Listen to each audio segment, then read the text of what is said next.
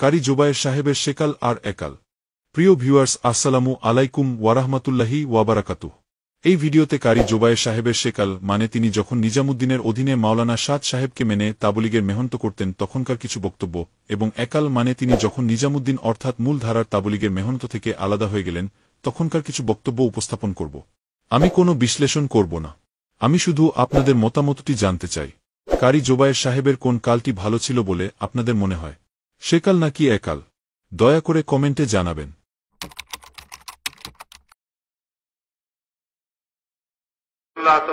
বললেন, আচ্ছা আজি তোমাদের ওলামারা যখন আল্লাহ তাআলার কোন হালাল করা জিনিসকে হারাম বলতো অথবা কোন হারাম করা জিনিসকে হারাম বানাই দিত, হালাল বানাই দিত, তো তোমরা ওইটাকে মেনে নিতে কিনা?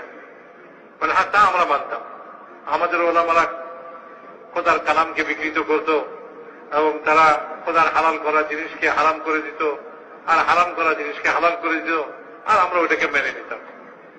তো বলে যে তো এইটাই তো তাদেরকে রব মানার অর্থ। আল্লাহ তাআলার হুকুমের মোকাবেলায় তোমরা তোমাদের ওলামাদেরকে মানতেছ, তো তোমরা তোমাদের ওলামাদেরকে রব বানাইছো, আল্লাহকে রব বানাও নাই। আল্লাহকে রব সে বানাইছে যে আল্লাহ তাআলার হুকুমকে মানতেছে। যে দুনিয়ার কোন মানুষের হুকুমকে মানতেছে সে তো আল্লাহ তাআলার হুকুমের মোকাবেলায় যাকে সে মানতেছে তাকে সে রব বানায়।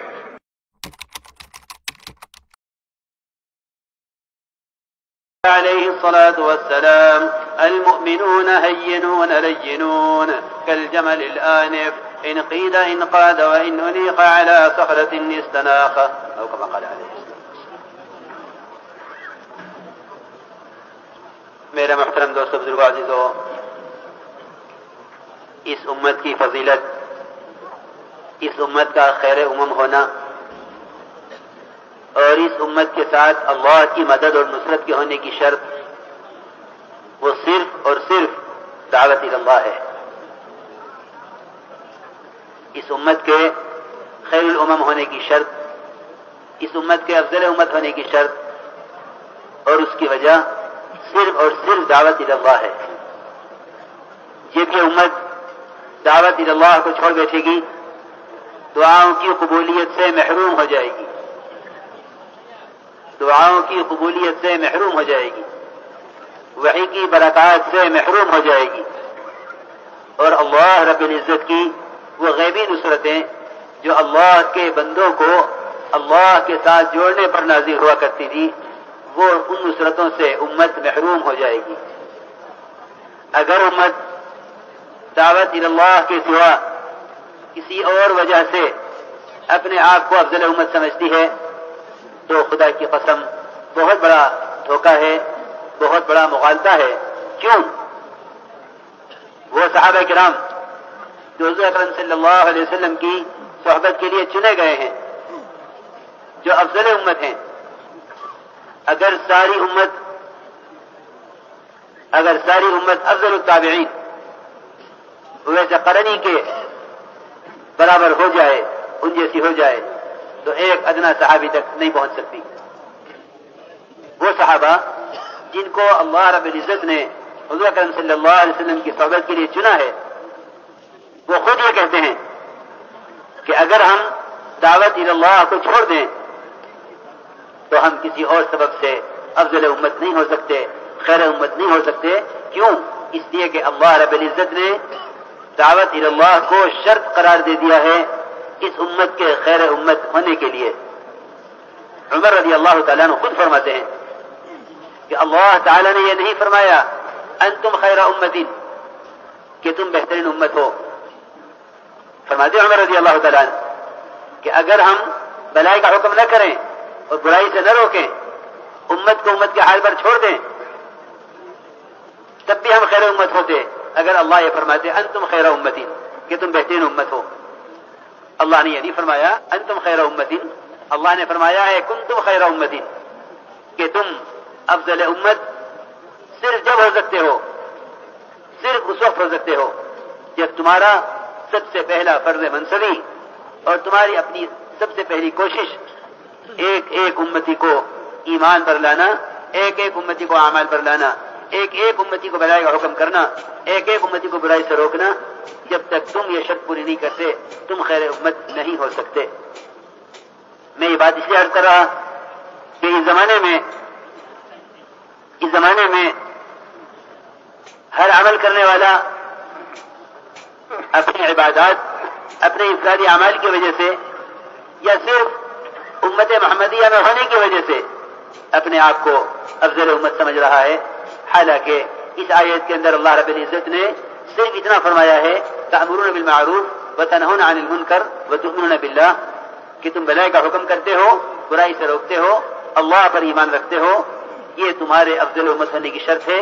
अगर तुम ये शर्त पूरी नहीं करते तो तुम अफजल उम्मत नहीं हो सकते। देखो, मैं बहुत जरूरी बात अर्ज कर रहा।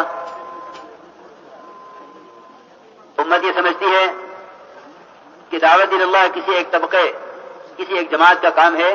नहीं, बल्कि इस उम्मत के खैर उम्मत होने की, इस पूरी उम्मत के खैर उम्मत होने के लिए सबसे पहली शर्त यह है कि यह उम्मत दावत इल्लाह को खैर उम्मत होने के लिए शर्त समझे।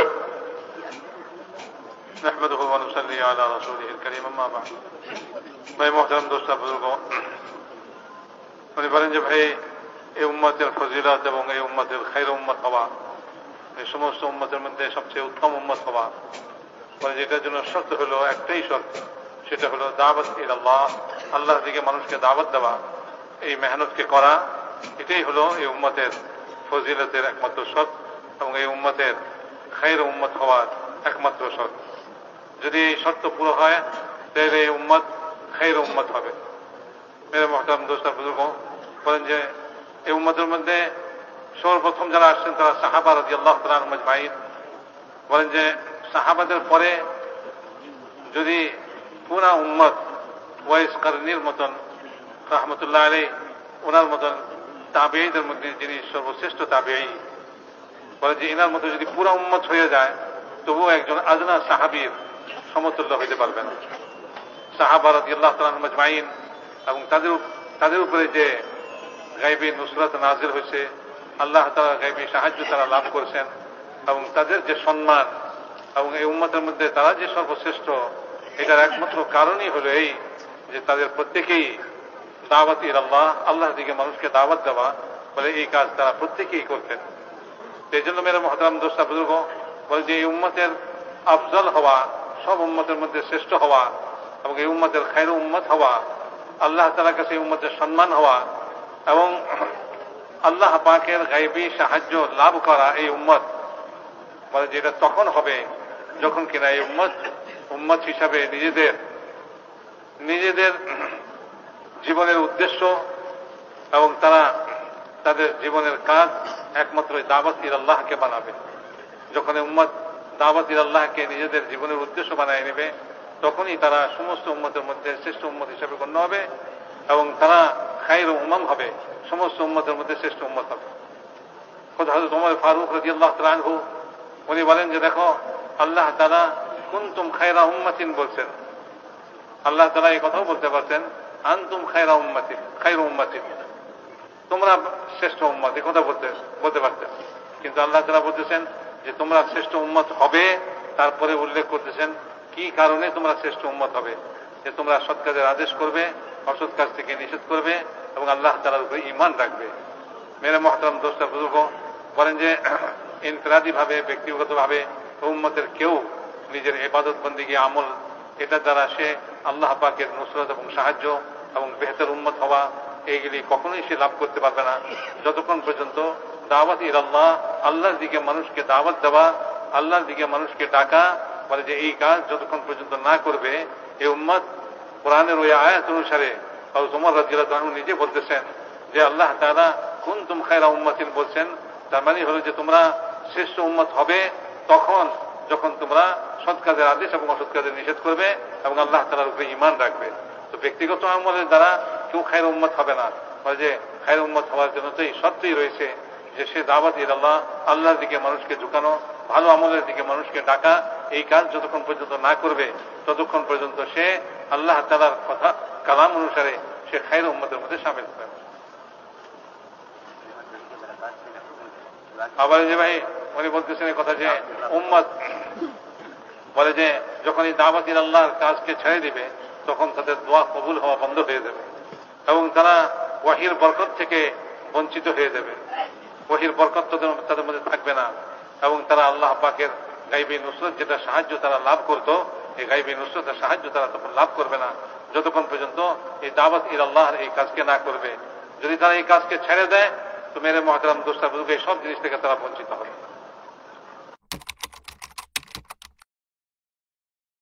হযরত মাওলানা ইলিয়াস সাহেব রহমতুল্লাহ আলাইহি কথা বলতেন যে যদি উলামায়ে কেরাম তোমাদের এই কাজকে শুধুমাত্র সমর্থন করেন যে ভালো কাজ করো ভাই, এইটুকু কথাও যদি উলামায়ে কেরাম বলে দেন তো উলামায়ে কেরামের ইহসান যেন, এটা উলামায়ে কেরামের ইহসান। আজ এখানে এ কথার কোনো প্রশ্নই আসতে পারে না যে উলামায়ে কেরাম তাবলীগ বুঝেন না। কাজে উলামায়ে কেরামের এই তাবলীগের মেহনতে কোনো প্রয়োজন নাই, আমরাই তো তাবলীগ করি। আরে আমাদেরকে তাবলীগে কে লাগাইছে, এই তাবলীগের মেহনত কিভাবে শুরু হয়েছে? আমার আগে এক মাওলানা সাহেব কথা বলছেন যে তাবলীগের 6 উসুল থেকে আসলো, এটা কি ইঞ্জিনিয়ারিং বই থেকে আসছে না কোনো ডাক্তারি বই থেকে আসছে? আর এই 6 নম্বর 6 উসুল তো কোরআন হাদিস থেকে নেওয়া হয়েছে। কারি সাহেব এখানে বলেছেন 6 সিফাত কুরআন হাদিস থেকে নেওয়া হয়েছে, তাহলে তো 6 নম্বরে থাকা খুরুজ ফি সাবিলিল্লাহ এটাও ওলামাদের জন্য প্রযোজ্য হবে। কিন্তু একটু আগে তিনি যে বললেন শুধু সমর্থন করলেই চলবে, বুঝি না বাপু। আপনারা কিছু বুঝে থাকলে কমেন্টে লিখেন।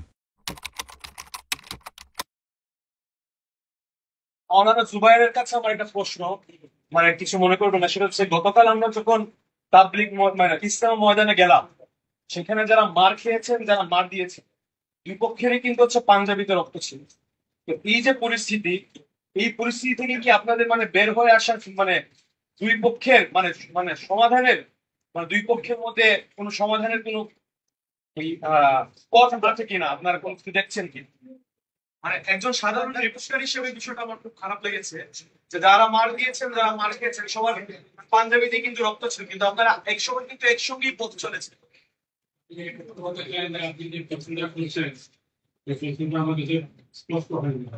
আপনি কি এটা বলতে চাচ্ছেন এই ধরনের বিবাদ মারামারি এটা যাতে না হয় এটার জন্য কোনো আপনি কোনো চিন্তা করছেন কিনা? এটা কি প্লাস হচ্ছে আপনাদের মধ্যে যে বিভক্তিটা সৃষ্টি হয়েছে সেইটা সমাধানের কি কোনো পথ আছে কিনা, সেটা আপনারা ভাবছেন কিনা?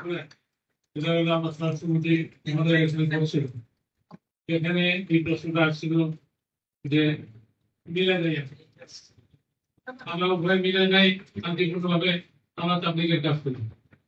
এখানে অনেকটি জবাবটা আমি দিছিলাম। একটা হলো শরীয়ত পরিপন্থী ওনারা চলতেছেন, আমরা শরীয়ত উপরে কোরআন সুন্নাহর উপরে চলতে চাইতেছি। সমস্ত ওলামায়ে কেরাম এই কথা স্পষ্ট করতেছেন যে মাওলানা সাহেব এবং ওনার অনুসারীরা ওনারই বিভ্রান্তিকর কোরআন পাকের হাদিসের অপব্যাখ্যার কারণে তার অনুসারী হয়ে তারা চলতেছে। আমি সেখানে এই কথা বলছিলাম, আমি বলছিলাম যে যদি মিল করতে হয় তাহলে এই প্রশ্নের জবাব দেন যে ওনারা যারা শরীয়ত পরিপন্থী চলতেছেন ওনারা আমাদের সঙ্গে মিলবেন, শরীয়ত উপরে আসবেন না আমাদেরকে বলতে চান যে আমরা শরীয়তকে বিসর্জন দিয়া আমরা ওনাদের মতো শরীয়ত বিরোধী কাজের সঙ্গে একাত্ম বোধ করি। তো ওইখানে কোনো জবাব হয় নাই। ওখানে এই কথাই বলছিলেন স্বরাষ্ট্রমন্ত্রী যে এইটা যদি হয় কোরআন হাদিস নিয়েই যদি বিষয়টা হয় তাহলে তো এখানে আপোষ করার কোনো প্রশ্ন আমি আসি না, জানি না। এই জন্য যে আমি একজন মুসলমান, সারা দেশ মুসলমানের দেশ, মুসলমান কখনোই কোরআন হাদিসের বিপরীত কোনো পথ বেছে নিতে পারে।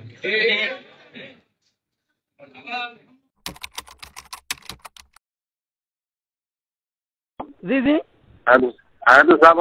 দিবে ওই আয়াতুস সাহাবা মুনতাকাব হাদিস এই দুইটার ব্যাপারে শনিবারে এই যে মিটিং হয়েছে না হেফাজতের ঢাকাতে, না না উন্ডা বাগেরহাটে আসছে, এসে তো আমাদের বিভিন্ন জামাতের কাছে যাইতেছে, যাই বলতেছে যে হায়াতুস সাহাবা মুনতাকাব হাদিস যেন আমরা না পড়ি। এখন আমি বললাম তো এটা তো আমাদের হুজুর লিখছেন, এখন ভুল হলি তো হুজুরই আমাদের বলে পাঠাতেন। এখন আমরা ঠিক আছে, মোন্তাখাব হাদিস তো আসলে মোন্তাখাব হাদিস নিষেধ করে, জি কিন্তু হায়াতুস সাহাবা নিষেধ না। জি হুজুর, হায়াতুস সাহাবা নিষেধ নাই, হায়াতুস সাহাবা মোন্তাখাব হাদিস নিষেধ করে। হায়াতুস সাহাবা বাংলা যেটা আছে না, জি হুজুর, জি ওটা তালিমে পড়বেন না, নিজে নিজে পড়বেন। হ্যাঁ ওটা তো আপনারা বলছেন নিজে নিজে পড়তে, তালিমি শুধু পড়তে বলছেন মার কাছে, আর কোথাও না। হ্যাঁ, আর তাহলে মোন্তাখাব হাদিস পড়ার দরকার নেই। ওই আপনি যেটা তর্জমা করছেন ওইটা, আমি হোক আর যেই হোক, তাহলে মুনতাকাব হাদিস কি আগে এখনো তালিম থেকে তুলে ওরাই মানা করতেছে, যারা মৌলানা তার সাহেবের লোক আছে না, জি ওনারাই করতেছে যে এটা পাকিস্তানি কিতাব, এটা পড়া যাবে না। এখন আমি একবার কয় পড়া, একবার কয় পড়ে না। জি এখন আমি বলছি কি যে এটা আমাদের হুজুর এখনো জীবিত আছেন বাংলাদেশে, এখন হুজুরের সাথে আমি কথা বলবো, আমি হুজুরের কাছে যাব। আমি আপনাদের কথা ওই যে আপনারা মোহাম্মদপুরি গেছেন হেফাজতের মিটিং এ, এই আমাদের বাগেরহাটের সবাই বলছে বলে আপনি ডাকছেন, আমি বলছি হুজুর কোনোদিন ডাকতে পারে না। পরে যাই দেখছে সবাই যে তো শফি সাহেব ওয়াজ করছে, আপনি সেখানে নাই। আমি বলি কেমন হইলো এখন, আলো তো হেফাজতের মিটিং, হুজুর তো আগে কখনো হেফাজতের পক্ষে। আরে না, ওটা হেফাজতের মিটিং হবে কেন? তাইলে ওরা তো এখান থেকে হয়ে সবাইকে ডাকছে। ও আমি তো তাই ভাবছি, আপনি তো জান নাই এবং আপনার আমাদের কাকড়ে আমি জানি, আমি কি হ্যাঁ অনেকেই গেছে, অনেক লোক গেছে। ওই তো তাইলে ওই আমি না গেলে কি হয়েছে? আপনি না গেলে আমরা বল পাই নাই। আমি কি সব জায়গায় যেতে পারি? যাই হোক আর কি, আপনি না শরীর গেলে- স্বাস্থ্য ভালো লাগা লাগবে না? যাই হোক হুজুর, আপনি কি ওই 9 তারিখ ওইটা সব ওলামায়ে কেরাম, জি। শোনেন, জি হুজুর। ওলামায়ে কেরাম এদেরকে অনুসরণ করে চলবেন, বুঝছেন? হুজুর আপনি আর এদিক সেদিকের কথা শুনবেন না। না এটা হুজুর শুনেন, আমরা ওলামায়ে কেরামের কথা শোনার জন্য বলতেছি। হুজুর আপনারে যেমন ভালোবাসি এরকম তো আসলে শফি সাহেবরে আমরা ভালোবাসি না। তাই এর না না, ভালোবাসতে হবে, সেই জন্য যে আল্লাহর হুকুম তো, না আপনার কাছে এলেম আছে, তাকে ভালোবাসো। হুজুর ওই আমি যখন যখন আল্লাহর হুকুমের খেলাফ করবেন, জি হুজুর, না এটা তো না ওই আর আমি শরীয়তের হুকুমের খেলাফ চলবেন, না তা কোনো কেন চলবো, তো শরীয়ত কে বাঁচাবে? শরিয়াত বাঁচাবে ওলামা ইকরাম। তাইলে দেখুন কারি সাহেব কিভাবে সাধারণ মানুষদেরকে বোকা বানান। শরীয়ত নাকি ওলামায়ে কেরাম বাঁচাবে, তাহলে তো ওলামায়ে কেরাম আল্লাহর সমতুল্য হয়ে গেল, নাউজুবিল্লাহ, যেখানে আল্লাহ সুবহানাহু ওয়া তাআলা নিজেই বলেছেন, নিশ্চয়ই আমি এই কুরআন নাজিল করেছি এবং আমি নিজেই এর রক্ষক। সূরা হিজর আয়াত 9। তাহলে এটি কি একটি কুফরি বক্তব্য নয় কি? যাই হোক, এটি নিয়ে আমি বেশি কিছু বলবো না। আমার এই ভিডিওটি যদি কোনো ওলামায়ে কেরাম দেখেন তাহলে দয়া করে জবাবটি দিবেন, আর এখানে আমার যদি কোনো ভুলও হয়ে থাকে তা আমাকে ধরিয়ে দিবেন আশা করি। আমার শরীর সব কি ওলামায়ে কেরাম না, যা ওলামায়ে কেরামের বাইরে? হুজুর আমি ওই যখন মুফতি আব্দুর রহমানের গাড়ি চালাতাম তখন উনি বলছিল ওই তাবলিগি বউ সহ যাওয়া যায় না, আপনার কাছে আইছিলাম, আপনি আমার দিলেন এক ধামকি, এই বসুন্ধরায় কেন গেছো তুমি? এখন আরে শোনো, এগুলি বাইরে বাদ দাও। এখন ফিতনার জমানা, জি। আমাদের সঙ্গে লেগে থাকো। এখন যাই হোক আপনি যা বলবেন তাই তো শুনবো। এখন কি বাগেরহাটে কি আপনি 9 হ্যাঁ। তারিখ আসবেন? আর এটা আল্লাহ যদি তকদিরে রাখে তাহলে আসবো, তাহলে না আসবো। এখন বলুন তো, কারি জোবায়ের সাহেবের কোন কালটি ভালো, এ কাল নাকি সে কাল?